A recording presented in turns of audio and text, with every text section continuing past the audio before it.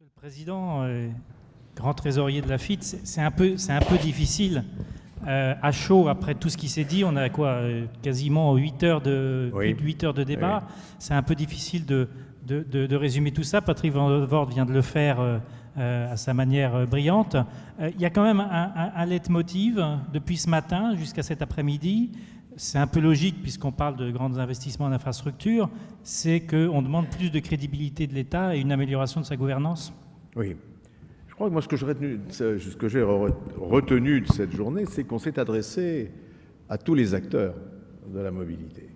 On s'est adressé d'abord aux usagers clients, en disant qu'il fallait sans doute mieux les informer, les avertir du coût des transports et du coût du service qui était à leur disposition tous les jours, et que cela méritait peut-être qu'il y ait un effort tarifaire pour peu qu'en face, la qualité du service monte. Moi, j'ai entendu ce que disait Jacques Oxiette tout à l'heure quand il a évoqué le référendum suisse. Il aurait dû dire d'ailleurs qu'il y a eu 2 référendums en Suisse ce même jour de février, au début d'année. Il y en a eu un sur le ferroviaire, il y en a eu un autre sur la route.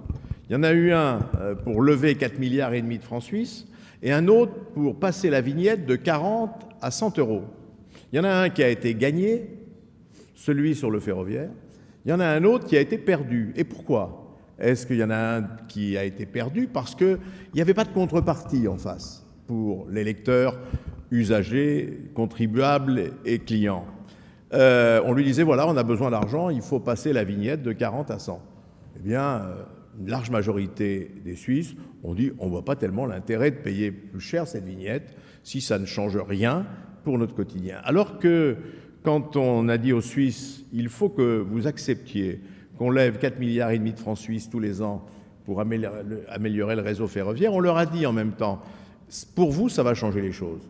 Au lieu d'avoir un cadencement à l'heure, il y aura un cadencement à la demi-heure pour l'ensemble du pays. Et ce cadencement, dans les agglomérations, il tombera de la demi-heure au quart d'heure. Alors là, les gens, ils ont acheté, je crois que c'est 58% de votes favorables. C'est-à-dire qu'il faut aussi, il y a une pédagogie du prix, une pédagogie du coût qu'on ne sait peut-être pas bien faire chez nous. On laisse entendre que le transport, ça peut être gratuit ou ça peut coûter 1 euro. Et à partir de là, faire comprendre que l'usager doit payer un peu plus, ça devient extrêmement difficile. Donc on s'est adressé à l'usager. Ensuite, on s'est adressé aux professionnels, que ce soit les cheminots, les traminots, que ce soit ceux du transport intercité, que ce soit ceux du transport urbain. Et ils se sont dit sur cette table ronde, peut-être qu'on pourrait faire mieux dans notre gouvernance, peut-être qu'on pourrait faire mieux dans la productivité. Certains l'ont dit avec leur langage, et je pense notamment à Bernard Rivalta. Et puis, ils se sont tous dit, peut-être qu'il faut aussi qu'on fasse attention à l'arrivée de l'innovation.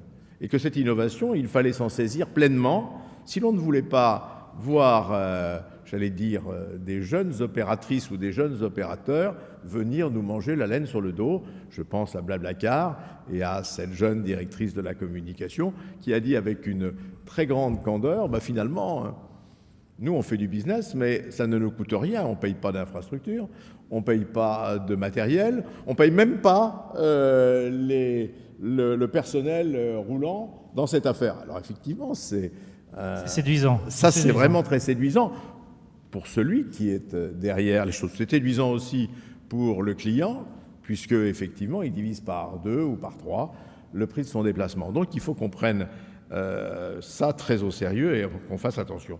Cet après-midi, on a plutôt fait un focus sur la loi ferroviaire, son application et sa mise en œuvre qui est en cours actuellement entre la SNCF et RFF. Et moi, j'ai retenu 1 ou 2 choses. Gilles Savary a dit « c'est pas la loi qui va changer la trajectoire financière de la SNCF ». J'ai entendu plus tard Jacques Rapoport qui disait « mais on a déjà commencé à faire évoluer le système et à faire évoluer L'agence financière. Et puis, j'ai compris aussi, mais ça je l'avais compris déjà un peu depuis quelque temps, que c'était une loi importante, mais ce n'était pas une loi qui allait au bout de toutes les réformes, parce que y a des difficultés, des pesanteurs, des choses comme ça. Et j'ai entendu Guillaume Pépi dire, finalement, l'ouverture à la concurrence, nous, à la SNCF, on n'est pas contre. Et c'est peut-être pas judicieux d'attendre la dernière des échéances. C'est comme pour les transpositions européennes, où généralement on est les premiers à proposer une directive, mais on est souvent parmi les derniers à la transposer. Puis enfin, on a parlé aux financeurs, que ce soit l'État. À l'État, on lui a dit qu'il faudrait des recettes prévisibles, garanties, affectées, fiables, transparentes. Ça, c'est une chose nécessaire. À l'État, à l'Europe, voilà, on a entendu qu'ils allaient, j'allais dire, nous offrir des perspectives, plus que de l'argent. Des perspectives, si nous savions s'en saisir, construire des projets fiables et faire en sorte de s'inscrire dans une démarche qui est une démarche de mise en cohérence des réseaux entre les différents pays de l'Union. Et ça peut sembler, pour cette dernière proposition, tout à fait acceptable. Et puis on a entendu les banquiers. On a entendu les banquiers privés, on a entendu les banquiers publics, si tant est que la Caisse des dépôts soit un banquier public, mais enfin je pense qu'on n'est pas très loin du sujet. Et puis eux, ils nous ont dit, oui, transparence, c'est vrai, fiabilité, c'est souhaitable, et il nous faut aussi de la sécurité juridique, et il nous faut de la confiance. Parce que c'est vrai que si on remet en cause la parole publique sur un certain nombre de partenariats qui se sont construits dans le passé, le risque, bien évidemment, c'est que sans cette confiance, demain, on ne trouve pas l'argent privé qui est nécessaire. Voilà, moi, ce que j'ai retenu, c'est vraiment du concentré de chez Condensé, mais ce que j'ai retenu de cette journée, et je pense que sur deux des items de ce matin, la tarification et d'autre part la productivité, nous avons encore des marges de manœuvre qui devraient nous permettre d'être efficaces. Enfin, j'ai oublié les entreprises. Parce qu'on a entendu le propos de Bruno Cavalier, qui est un propos alarmiste. Et s'il y avait eu ici Louis Nègre, s'il avait parlé avec sa casquette des entreprises ferroviaires, il n'aurait pas manqué, comme Bruno Cavalier, de nous dire « Attention, nous avons, je dirais, des cahiers des charges qui sont extrêmement, fragiles.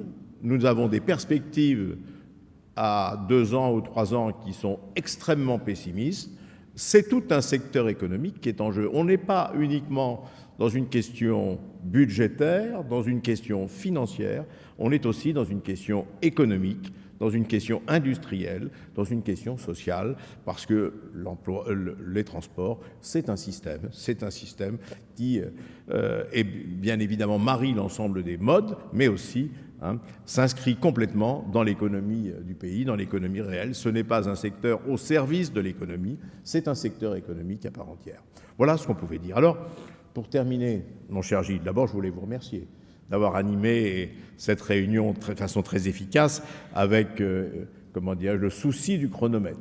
Et puis, je ne peux que recommander à ceux qui sont là de vous retrouver sur votre newsletter, comme on dit, Mobilettre. Merci.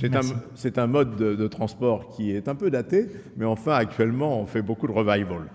Ensuite, je voulais remercier Claude Barthelone. Claude Barthelone qui nous a accueillis dans cette maison magnifique, dans cette maison pleine de symboles, qui montre comme ça que les transports sont au cœur de la République.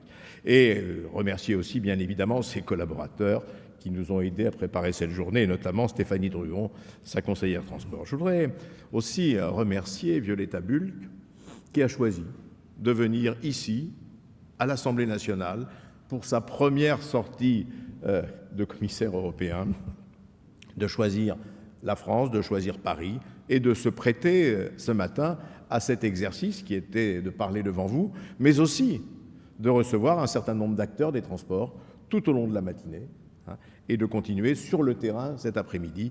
Alors j'ai oublié le nom du site. Oui, elle est allée au CNOF, mais moi j'ai un problème avec les sigles, et tant que je ne comprends pas ce que ça veut dire, je suis très mal à l'aise.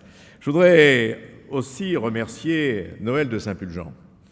Noël de Saint-Pulgent parce que ce colloque, si on a pu parler librement, si on a pu parfois sortir des sentiers battus, c'est qu'on avait bien identifié les tenants et les aboutissants du financement. C'est parce que Noël de Saint-Pulgent, avec une équipe de membres du conseil de surveillance, a fait un travail considérable depuis un an.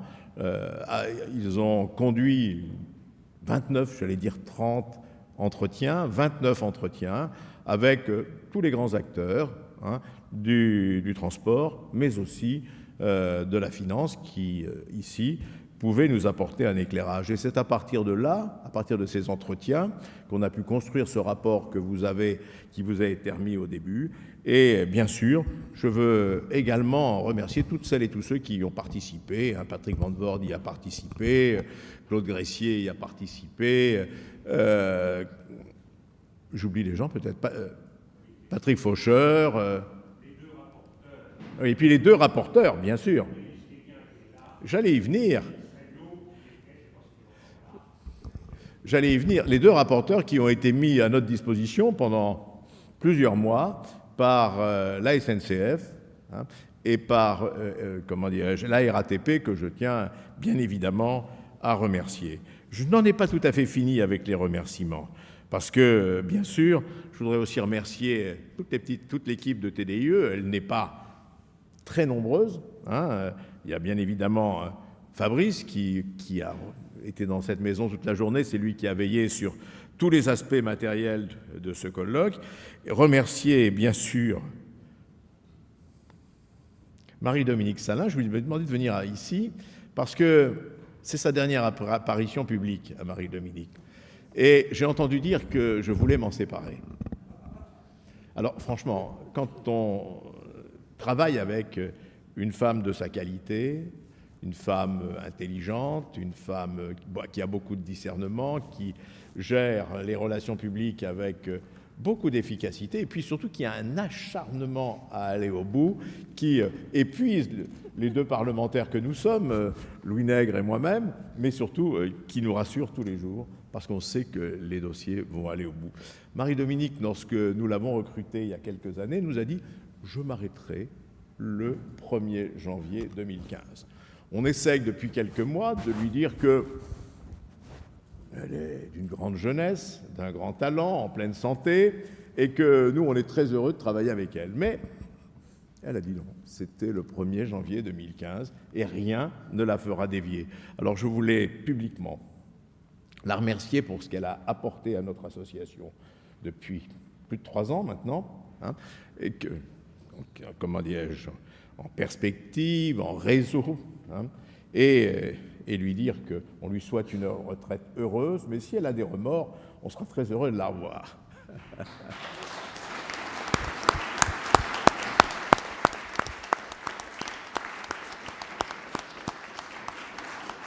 Et puis, je vais vous décevoir, nous ne la remplaçons pas par une femme aussi séduisante, aussi efficace. Non, non, on va la remplacer par un homme, malheureusement. Il s'appelle Pierre Van Corneval. Je ne sais pas s'il est encore dans la salle. Il peut se lever. Il n'est pas là. Il est parti. Bon, malheureusement. Eh bien, écoutez, voilà, c'était quelqu'un qui devait être dépendant d'un train. Mais à partir du 1er janvier, c'est lui qui assurera cette difficile tâche qui est de remplacer Marie-Dominique Salin. Alors, il connaît l'association depuis sa création, ça pourra l'aider, mais pour ce qui est du charme, il aura un peu de difficulté. Voilà, chers amis, merci à vous qui êtes restés jusqu'au bout et qui nous avez honorés de votre présence.